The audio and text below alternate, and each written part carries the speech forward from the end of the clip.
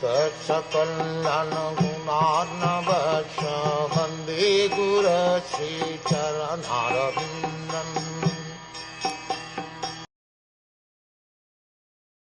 O rishis, who are as powerfully pure as the sun, I shall try to describe to you the transcendental pastimes of Vishnu as far as my knowledge is concerned. As the birds fly in the sky as far as their capacity allows, so do the learned devotees describe the Lord as far as their realization allows. The supreme absolute truth is unlimited. No living being can know about the unlimited by his limited capacity. The Lord is impersonal, personal, and localized. By his impersonal feature, he is all-pervading Brahm. By his localized feature, he is present in everyone's heart as the supreme soul. And by his ultimate personal feature, he is the object of transcendental loving service by his fortunate associates, the pure devotees.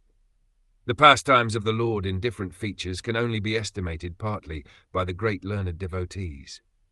So Srila Sutta Goswami has rightly taken this position in describing the pastimes of the Lord as far as he has realized. Factually, only the Lord himself can describe himself, and his learned devotee also can describe him as far as the Lord gives him the power of description.